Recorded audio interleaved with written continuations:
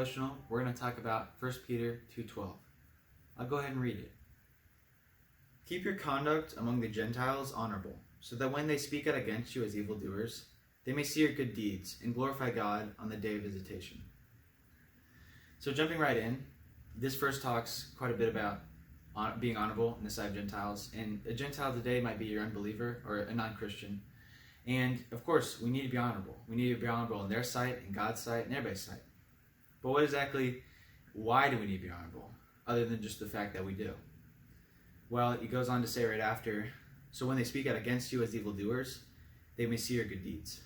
So this is really about when they speak out against you as evildoers, you will be honorable. You will have shown good deeds. You will have continued to show good deeds. So when they come at you and they try to slander your ministry or your name or anything that you're doing, people won't believe them because they know and they recognize you're an honorable person.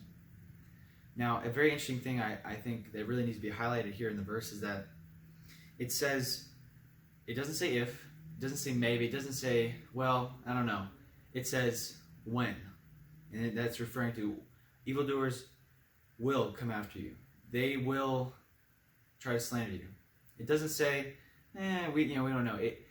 It's one of those things. I think it's mentioned somewhere else in the Bible. I forget, but where it talks about being a Christian, it's not going to make your life easier. It's not going to be something that you do that just fancy car, nice house. Being a Christian is hard. That's great because that's what we love about it.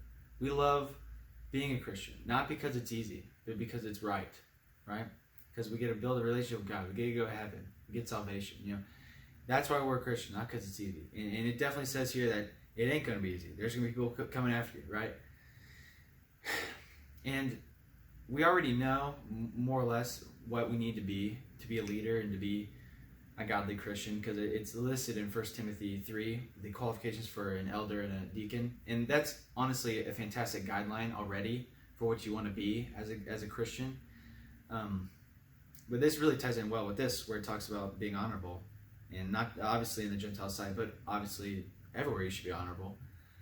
Well, in 1 Timothy 3, it also mentions being honorable, as long as obviously a few other traits.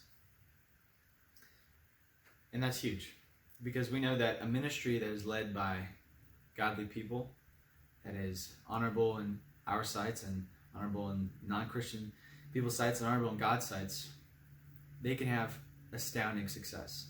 And they can grow the kingdom amazing. They can use the power God has given them to spread His word. But if there's a ministry that doesn't have that, if it's void of being honorable, if the leaders there take part in debauchery, if they are not really doing what they preach, that ministry will get nothing done. And in fact, it'll probably lead people away from God. Because when they see a Christian, so-called Christian leader, and they're doing all these bad things, it's not going to draw people towards God. So from today's devotional, I want you to think, and I want you to ask God, am I honorable in your sight, Lord? And if you are, great. Keep it up. That's amazing. And if you're not, that's okay. Because part of the solution is understanding the problem.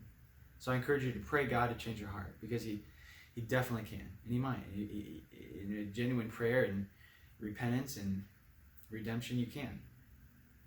But also, if you'd like, you can DM us privately on Instagram, and we can pray for you. We don't want any details. You can just say, hey, I need your prayer, and we'll pray for you, because we know that prayer is powerful and it can affect change. Thank you.